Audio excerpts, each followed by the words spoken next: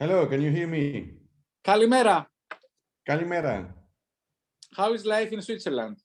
Excellent. Sunshine, almost like Greece. We don't have sunshine today, but maybe you have better weather. So welcome, José. Thank you. Thank you very much.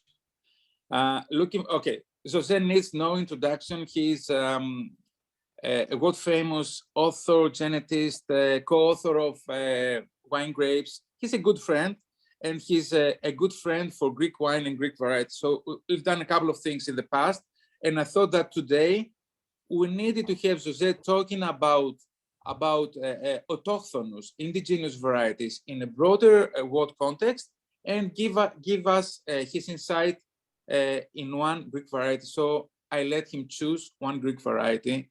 So the stage is yours, José. Thank you very much.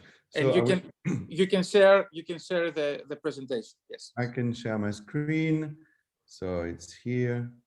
Yes, and thank you very much. Okay. So like this. So yes. You see the presentation? Yes, you are ready. Go on. Okay, all fine. So thank you very much, my friend Giannis, for having me to this great conference. Congratulations on putting this up for us. It's a very important topic. And not only for Greece, but for all the world, it is very important to preserve indigenous grape varieties. So my speech today will be about indigenous wine grape varieties. I will take 20 minutes of your time to show you what I want to tell about grape diversity, rootstock selection, which is very important. And you asked me to choose one of my favorite Greek varieties, and I chose Muhtaro. Sorry for the pronunciation. I will come back at the end of the presentation about this grape. So this is not advertisement, because the book is already old, almost 10 years old, but is to show you that with the book Wine Grapes, we have described in much details 1,368 grape varieties that are cultivated in the world for commercial purposes. If we make a second edition, which I hope in a few years, we will have more than 1,500. Maybe we played a little role, but the recent 10 years, we have witnessed people planting more and more indigenous varieties, old forgotten varieties that have been recuperated, rescued from oblivion, and we are very happy to witness it. So I wanted to make clear about the definitions of these words. Indigenous comes from the Old Latin indu, which means inside, and giniere, which means to give birth, to produce. So the word indigenous means it was born or it is originating in a particular place. Autochthonous is almost a synonym. Of course, I don't need to tell you that it's a Greek origin. Auto is self and chthon is the land, the earth, the soil. And it's originating where it is found. Indigenous has the sense of being born. Autochthonous has almost a magical sense of being created out of nothing on one place. So basically, these two words are very important for grape varieties. When we wrote Wine Grapes, we made this table to show the diversity in the countries where you can find indigenous grape varieties. And honestly, we were convinced that countries like Spain or even Portugal and Greece would be the first countries with the most important diversity. But we were almost surprised to see that it was Italy. Italy with 377 grape varieties that are cultivated to make wine that is available on the market. It's a huge number, and we missed a few, and a few more have been recuperated. So today it's almost 400 in Italy. It's a huge diversity. It's a fantastic playground for any wine lover who is interested in obscure and indigenous grape varieties. Second position, we have France. And then Spain, only, between bracket, only 84, and Portugal only 77. Same for Greece. But since 2012, when the book was published, of course, Yannis knows more than me, many old Greek varieties have come back on the place and have been cultivated and produced by fantastic growers, and the number should be close to 100 today. Yeah, I'm pretty sure, José, that you're talking about varieties that have a commercial interest, right? Yeah. That you can find a wine where the variety is inside. Yeah, I would bet that we're over 100, and and that's a great one. Okay, move on. That's fantastic. Yeah. So as you see, we have a huge diversity. For example, Georgia, we had 27, but of course there are many more. And the last 10 years, they have recuperated a lot of old varieties. But we must be careful, because in countries like Georgia, I'm not criticizing, but many times you have different names for the same thing. So many synonyms for the same grape, and they have a tendency to count them as separate varieties. So we must always be careful whether the synonyms or not. So, and United Kingdom also has one grape, which is very funny. I always like to remind people that in the UK, the only local indigenous grape variety is called Muscat of Hamburg. Okay, come on, you're kidding me. It was created in the UK and named after Hamburg. Interesting. Okay, so during the book, we did as well, I spent a lot of hours to recreate family trees of indigenous grape varieties to show how they were related genetically to each other. And one huge pedigree, I show you, of course, maybe you cannot read. It is available for free on our website, winegrapes.org. You can download the PDF, and you can travel in the PDF to see who is the father of who. So all these diagrams shows varieties from Western Europe, ancient traditional indigenous varieties that are connected with direct genetic links, parent-offspring links. And this was fascinating to create, because it shows that everything that we plant, that we produce, is intimately intricated, intimately related. And for this example, we showed that we have, if I can go ahead, it's not working. Sorry, I cannot go further. It's not. No, Houston, we have a problem. Maybe put escape and relaunch it. Escape is not working as well. Wow. What's happening? It's okay. We can try and have Yannis Milionis. I'm sorry, it's blocked. It stopped. It's okay. It's okay. Oh, okay. I'm back here. Oh, no. Okay. Technology. I'm sorry. Yes, it's a technological problem. Okay. You can try again. I start again. Yes. Yeah, it's okay. Okay. So now I'm sharing again. Okay. Really sorry for that. That's okay. That's okay. You know, it's a technology. It's a live digital event. So. Yeah. Can you see my screen? Yes, we can see join a live Zoom demo. Though. Yeah, but PowerPoint, what is it doing? Okay. Okay, I'm quitting PowerPoint and trying to open it again. Yes, take your time. That's okay. Okay. That's really okay. Sorry. Don't worry. Don't worry. Okay. Do you see the screen now? Yes. Yes, we do. Okay. No. Okay. There are a lot of things happening in your PC, José. I know. So That's why. we're back. We're back on track. Okay, right? fantastic. Okay, great. So, sorry, I start again. I wanted to show these three grape varieties, Savagnin, which is Traminer, Gouais Blanc, which is a very old variety, and Pinot. They happen to be the natural parents of many grape varieties, and we named them founder varieties. And we observed that in Western Europe, a small number of founder varieties are responsible of the diversity that we observe. The same work could be done in Greece, for example. It has not been done yet.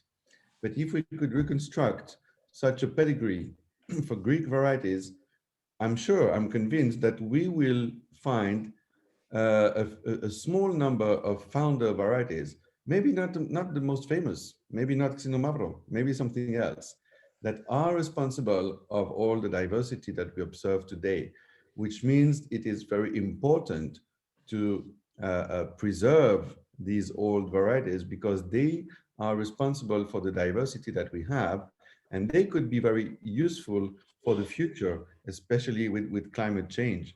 So this limited number of founder varieties, I showed a map. In Spain, well, mostly in the Iberian Peninsula, you have Cayetana Blanca, which is not very famous, but it had many progenies. Between Spain and France, you have Cabernet Franc. Cabernet Franc, who gave birth to Cabernet Sauvignon, to Merlot, to Malbec, and to many other varieties, very important. Then I showed Gouais, Savagnin, Pinot. In Italy, Nebbiolo is a very important variety in terms of giving birth to a huge biodiversity. In Croatia, we have Tribidrag. I wanted to mention it. Tribidrag is the local name of what Italians call Primitivo and Americans call Zinfandel. It's the same grape, and Tribidrag, so Zinfandel, gave birth to many different varieties. So they played a big role. But what happened? What happened to these old indigenous grape varieties? Of course, you all know that phylloxera was a plague that almost destroyed the vineyards in Europe at the end of the 19th century, beginning of the 20th century. So I was interested in creating this map to show the first mention of phylloxera in all the countries. The first country was France, in Pujol, in southern France, 1863, first time it was observed. And then it spread out all over Europe. And what happened? Of course, to fight against phylloxera, the solution, it took a long time, but the solution was to graft local Vitis vinifera on American rootstocks.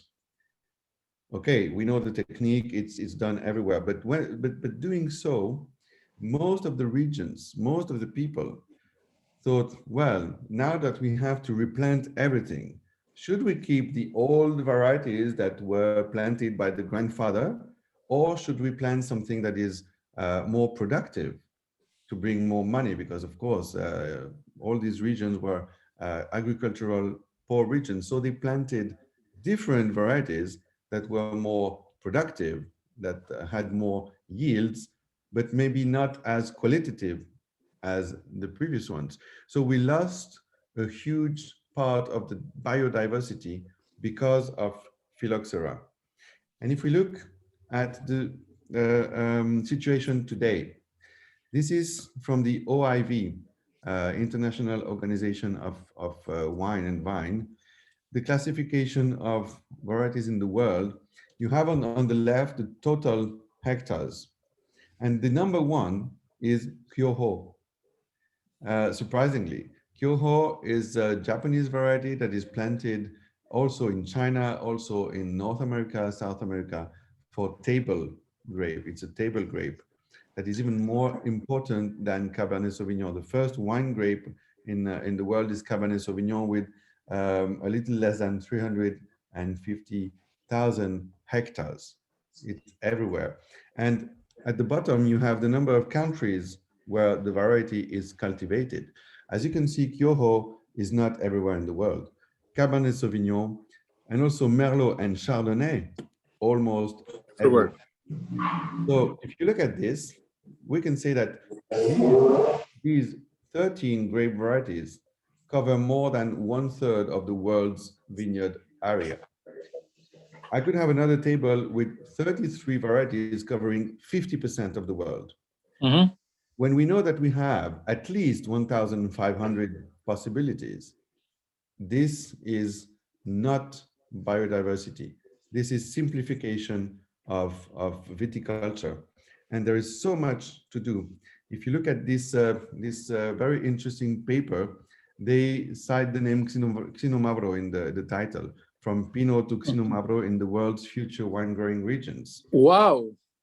I can send you the paper. It's very interesting. Please do. Yeah, it shows the diversity of the countries, how many local grape varieties they have with respect to what we call international.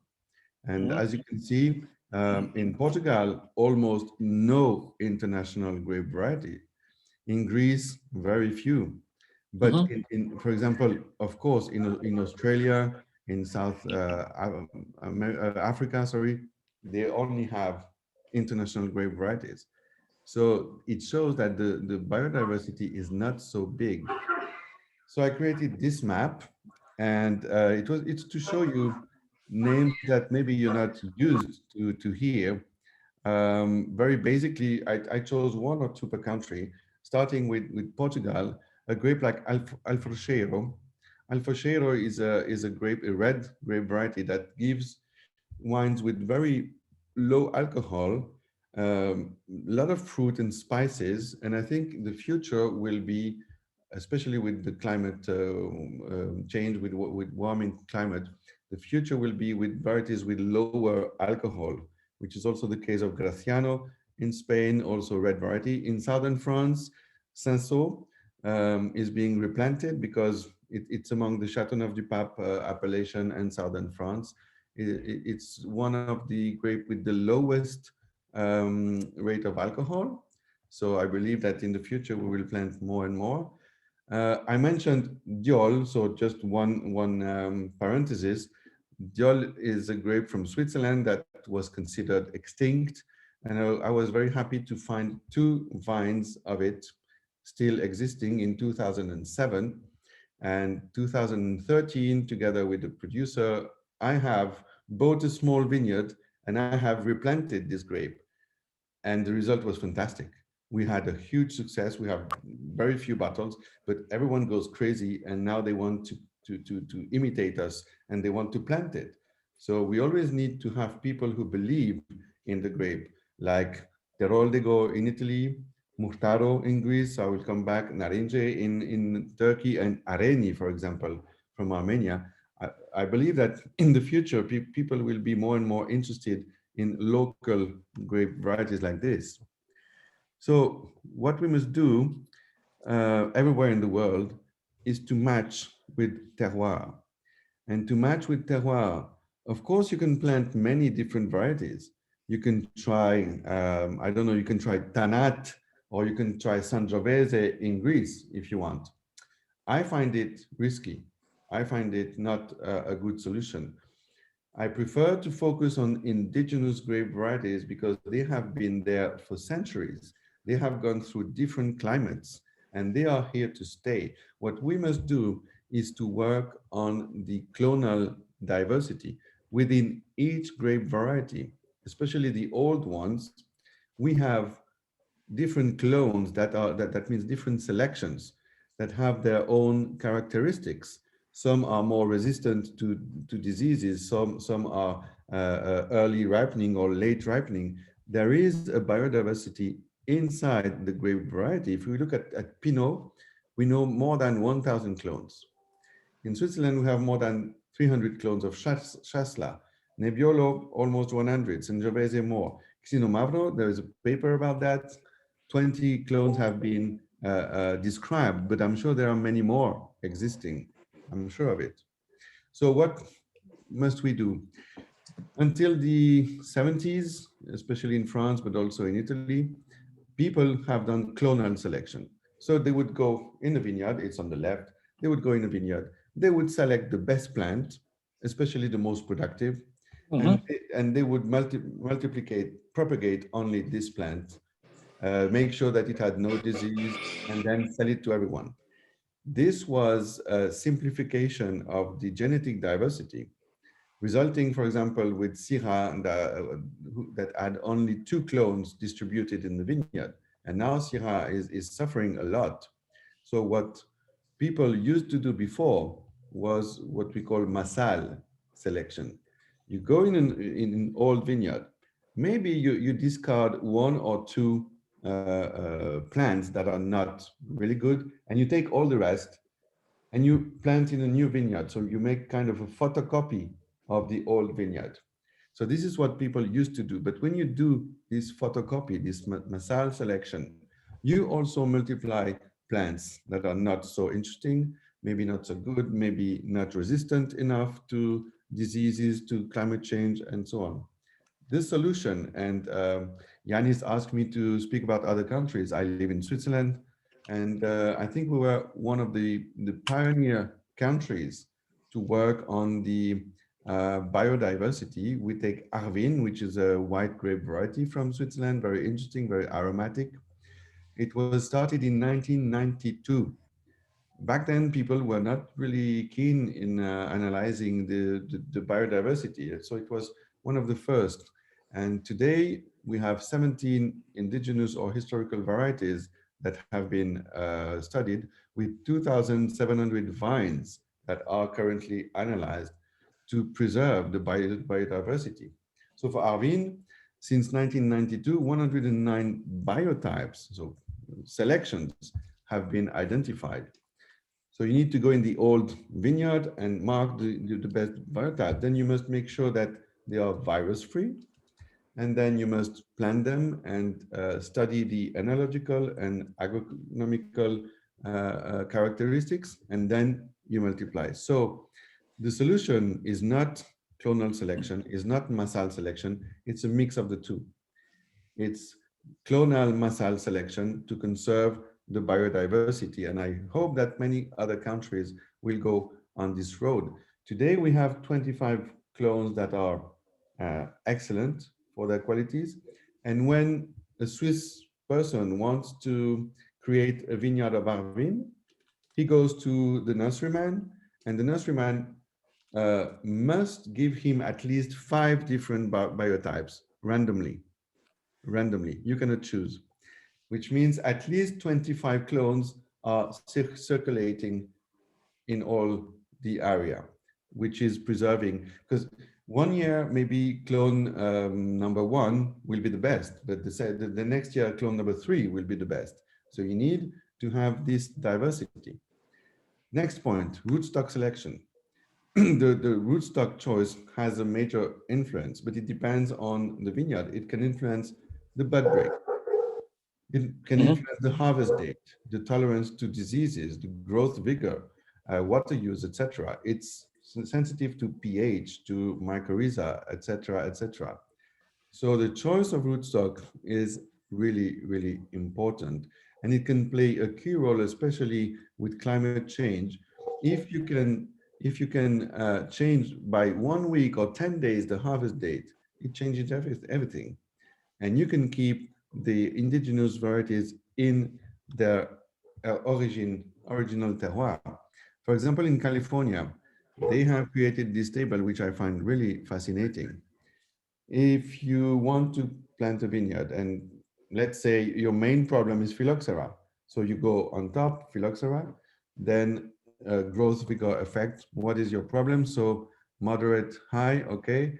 Drought in California, for example, is a big problem. So you say, yes, drought is a problem. Acid soils, you say, for example, no, it's okay. Compact clusters, you say, yes. You plant Saint-Georges, you say, no. Wet soils, you plant SO4. And this is really important. It must be done for every single region. There's a lot of work to do. It's a huge project, but we need to do so. In France, they have started in 2015 project called Grape Adapt. Grape adapt. Grape is grafting at the INRA in Bordeaux. They have 5 grape varieties, only 1 clone of each, but this same clone is on 55 rootstocks. Sorry, it's in French, but 55 rootstocks for the same grape, same clone, to study the behavior. This is just starting. There's a lot of work to do. It's to mitigate climate change. It's a very, very important. So usually we say we must match grape varieties with terroir.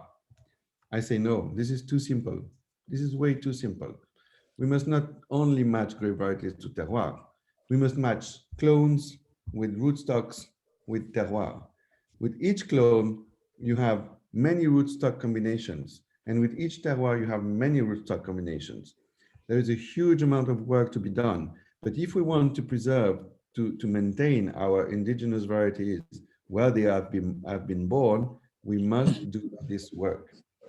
So my last, last point is about one of my favorite Greek varieties, Murtaro. Murtaro, I will tell you the story. When we published Wine Grapes in 2012, we missed a few varieties. And in 2014, I co-organized a conference, Digital Wine Communication Conference. And a guy came to me with a bottle and he said, hey, you know this Greek variety? And I was like, oh, no, what is that? He said, only one producer is doing it. Let's taste it. And I was amazed with the quality. It was a fantastic wine. It was Murtaro of Muse's estate. Zacharias' family is responsible for the rescue of this grape variety in the valley of the Muses, which is north west of Athens, in this area. And in 1946, the grandfather, Nikolaos Zacharias, saved it from extinction. It was almost abandoned. In 1967, his son, Athanasios, started developing the cultivation of it. And in 2005, Stelios and his brothers improved vinification. And I think they make one of the most exciting red Greek wine for me, for my taste. But still today, only 3 hectares in the world. It's almost non-significant. So this grape, I was looking for information. It's very difficult to find information about that. So Murtaro can be spelled with H or CH. I wanted to repeat what I've told to Giannis many times. It would be fantastic if Greek people could all sit together and choose one spelling with Latin letters, one spelling for international people. Don't ask too much. Don't ask too much. Because we get confused, especially with databases or with online searches. We need to have one spelling. I'm confused myself, to be honest. But yeah, okay. I don't know how many spelling for Assyrtiko, for example, you can find. 5. 5, yes. And the ampelographic name, the official ampelographic name is Murturi. So I found that the etymology is Turkish. It means elected chief of the village. I don't know if it's true, but that's what I found.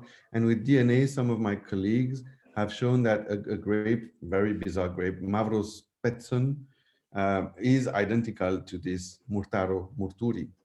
And to finish, I found in a 1909 book in French, Ampélographie, very famous book, 7 volumes by Viala and Vermorel, a small line, Murturi, grape from Lepante in Greece, with black berries cultivated for wine.